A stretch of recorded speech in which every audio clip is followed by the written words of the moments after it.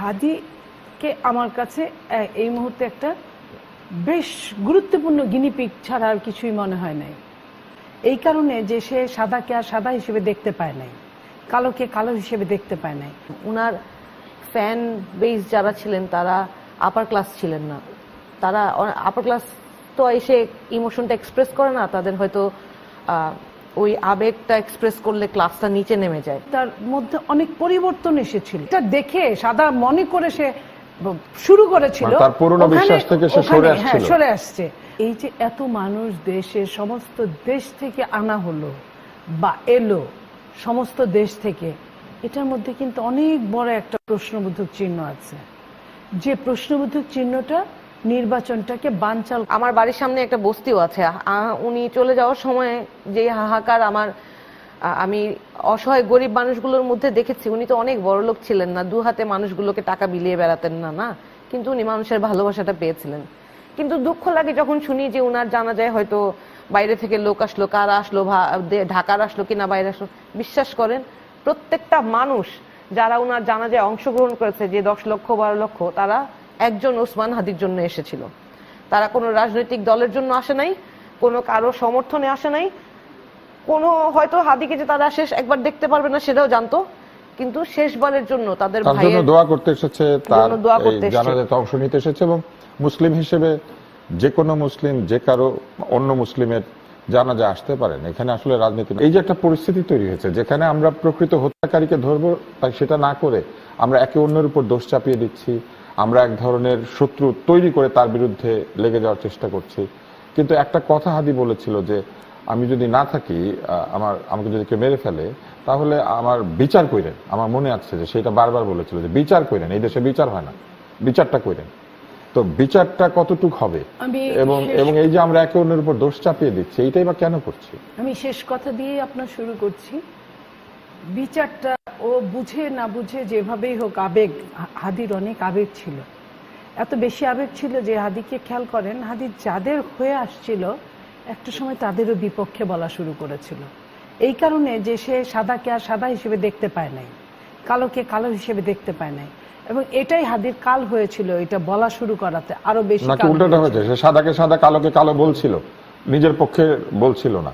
যা সাদা সেটা সাদা, যা কালো সেটা কালো, সে সেটা বলছিল। বাট সে যেটা দেখে সাদা মনে করে সে শুরু করেছিল, তার পুরনো বিশ্বাস থেকে সে সরে আসছে, ওখানে সে আর সাদাকে খুঁজে পায় নাই।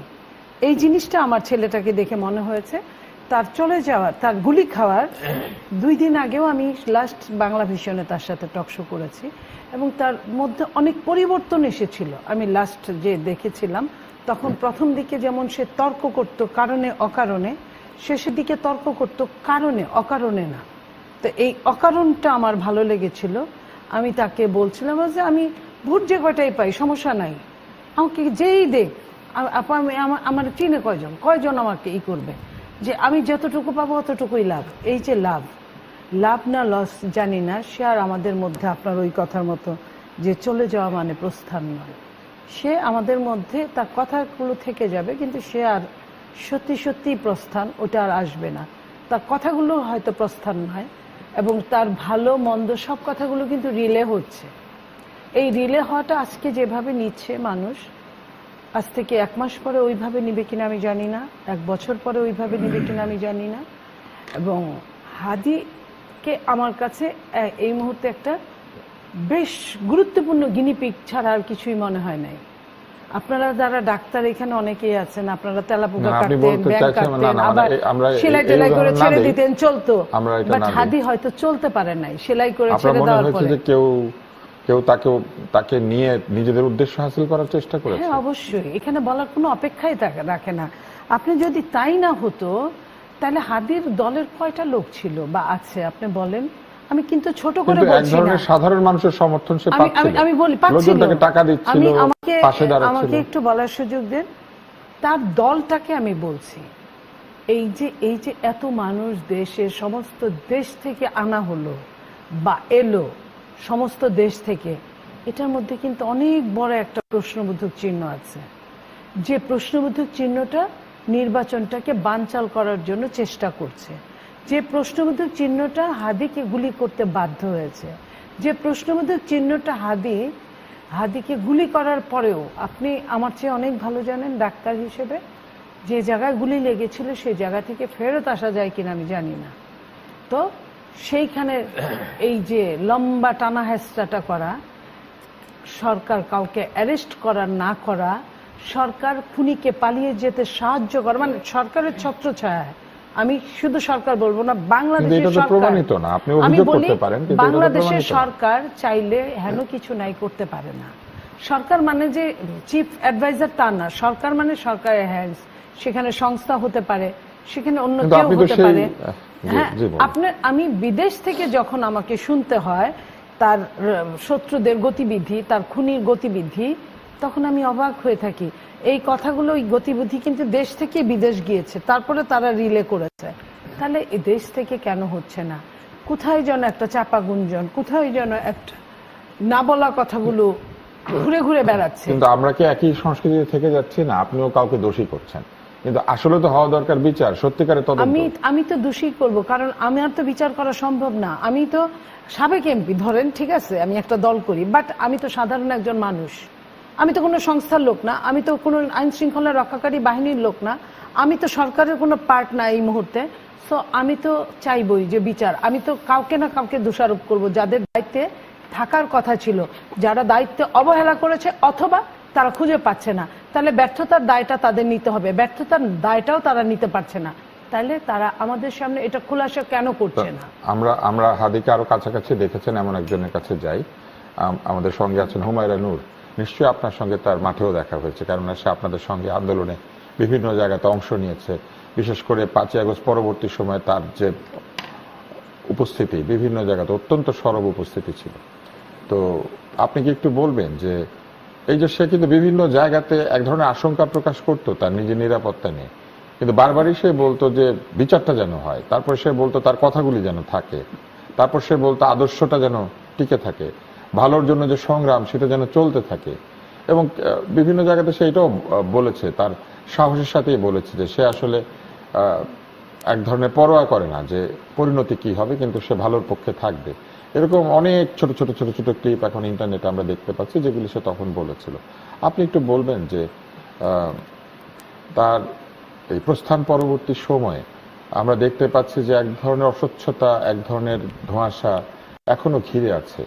কোথায় চলে গেল হত্যাকারী, কারা এই ঘটনাটি ঘটালো, কেন, কি উদ্দেশ্যে এটি ঘটলো, এই ব্যাপারগুলি নিয়ে আলোচনার চাইতে বরং বিভিন্ন পক্ষ আরেক পক্ষকে দোষী করছে এবং তারা একে অন্যকে দোষারোপ করে ব্যাপারটিকে কি জটিল করছে, নাকি এটাই স্বাভাবিক?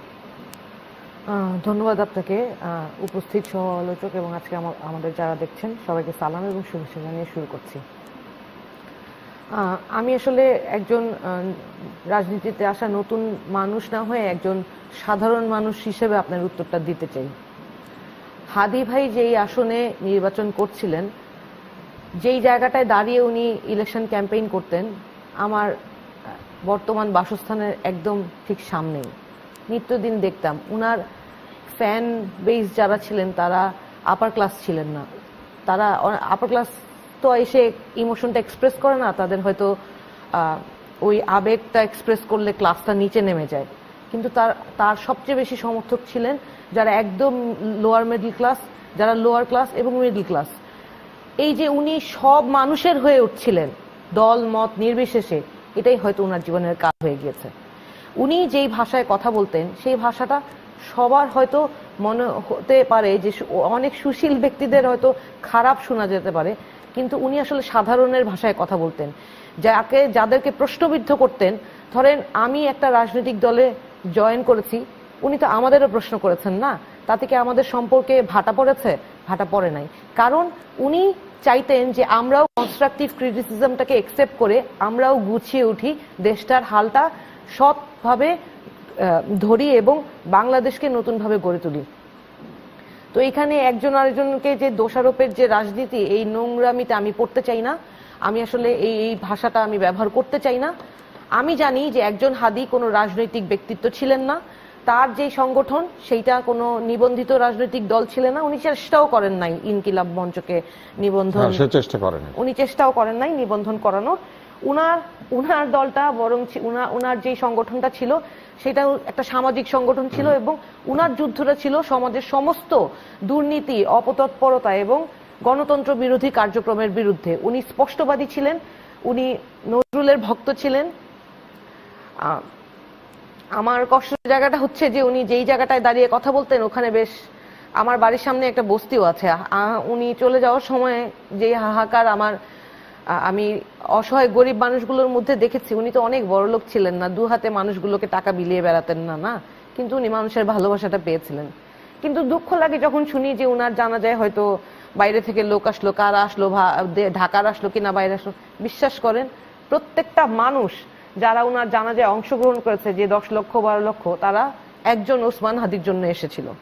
তারা কোনো রাজনৈতিক দলের জন্য আসে নাই, কোনো কারো সমর্থনে আসে নাই, কোনো হয়তো হাদিকে যে তারা শেষ একবার দেখতে পারবে না সেটাও জানতো, কিন্তু শেষবারের জন্য তাদের ভাইয়ের দোয়া করতে এসেছে, তার জানাজাতে অংশ নিতে এসেছে। এবং মুসলিম হিসেবে যে কোনো মুসলিম যে কারো অন্য মুসলিমের জানাজা আসতে পারেন, এখানে আসলে রাজনীতি না খোঁজাই ভালো। সেটাই এখন আমাদের যেই বক্তব্য সেটা হচ্ছে হাদিকে নিয়ে যে রাজনীতি করার চেষ্টা, সেইটা আসলে আমাদেরকে রুখে দিতে হবে। এখন যেই নতুন বাংলাদেশে আমরা এই স্বৈরাচার মুক্ত বাংলাদেশ গড়ার জন্য যে যতটা স্যাক্রিফাইস করেছে, এই জুলাইয়ে এতগুলো মানুষের জীবন চলে গিয়েছে, এতগুলো মানুষ আহত হয়েছে, এবং এখন যারা মামলা হামলার শিকার হচ্ছেন না, যারা 16টা বছর পরিবার নিয়ে শান্তিতে থাকতে পারে নাই, বহু পরিবার, আমার কাছে অনেক পরিবার এসেছে যে স্বামী জেলে বা রাজনৈতিক কারণে, মানসিক অস্থিরতার কারণে তালাক হয়ে গেছে। আই এম সরি, মানে এই ধরনের, এটা তো বাস্তবতা না। এরা এখন শান্তিতে সংসার করছে, অনেক গুম হয়ে যাওয়া মানুষ ঘরে ফিরে এসেছে। এই পরিস্থিতিতে এখন একজন হাদি সহ যারা শহীদ হয়েছেন তাদের দিকে অন্তত তাদের প্রতি যে দায় আছে সেই জায়গাটায় দাঁড়িয়ে আগামী নির্বাচন যাতে সুষ্ঠুভাবে হয় সেই জন্য সকল রাজনৈতিক দলের ঐক্যবদ্ধ হয়ে মানুষের জন্য, যারা ন্যায়ের পথে সত্যের পথে লড়াইটা করে যেতে চায়, তাদের জন্য কথা বলাটা জরুরি। আমরা চাই হাদির যেই হত্যাকারী গুলি করেছে তার তো একটা রাজনৈতিক পরিচয় আছে, আমরা সবাই জানি না সে কিভাবে ছাড়া পেল, সে কোথায় বসে এই ষড়যন্ত্রটা করলো। এই সরকারের কাছে আমরা জানতে পেরেছি সংবাদ মাধ্যমে যে ইন্টেল ছিল তা জানা, সংবাদ মাধ্যমে জানতে পেরেছি যে হাদিকে হত্যার একটা ষড়যন্ত্র হচ্ছে, এবং হাদি নিজেও তার বিভিন্ন বক্তব্যে কিন্তু এটা প্রকাশ করেছে। কিন্তু কেন সেই ব্যবস্থা নেওয়া হলো না? শুধুমাত্র বিরোধী রাজনীতি করার কারণে? আমি এখানে দাওয়া করে বলতে পারবো, এখানে আমরা যারা বসে আছি শুধু 4 জন নির্বাচনী প্রার্থী না, মনিয়াপা নিজেও ফেসবুকের মেসেঞ্জারের যে ইনবক্স বলেন, এটা খুলে দেখাতে পারবেন। প্রত্যেকটা মানুষ আমরা নানান রকম হত্যার হুমকি প্রতিনিয়ত পেয়ে যাচ্ছি। সেইখান থেকে আমি নতুন রাজনীতি করতে আসা একজন হয়ে আমি নিজেও শুধু অসংলগ্ন গালাগালি না, হত্যার হুমকি প্রতিনিয়ত পাই। কোন বাংলাদেশে বাস করি আমরা? ধরেন অন্য একটা রাজনৈতিক দল যারা সরকার কাঠামো থেকে তাদেরকে বিতাড়িত করা হয়েছে, তাদের যারা সমর্থক আছেন তারা তো এই বাংলাদেশপন্থী বলে আমরা বিশ্বাস করতে চাই, তাদেরও তো বিবেক আছে বলে আমরা বিশ্বাস করতে চাই। অপরাধীকে তো আমাদের ধরতে হবে। এইটাই আমি বলছি যে আমার নিজের ভাইও যদি, আমি বারবার কথাটা বলি যে আমার নিজের ভাইও যদি অপরাধী হয় তাকে আইনের হাতে তুলে দেন। একজন শুধু আওয়ামী লীগ করে বলে, আমি আওয়ামী লীগে বিশ্বাস করি বলে আমার এই দেশের জন্য যেই ভাই নিহত হয়েছে তার বিরুদ্ধে আমার আরেক ভাই বা আমার দলীয় কেউ ষড়যন্ত্র করবে, তাকে আমি আইনের আওতায় তুলে না দিয়ে তাকে আমি সহযোগিতা করব, আশ্রয় দিব, প্রশ্রয় দিব, এটা হতে পারে না। বরং আমরা তার উল্টো সিনারিও দেখছি। এই হত্যার সাথে শামিল যারা, তারা বিভিন্ন রাজনৈতিক দলে যোগ দিচ্ছেন এবং তাদের নামে হত্যা মামলা আছে, তারা বিভিন্ন রাজনৈতিক দলে আশ্রয় পাচ্ছেন।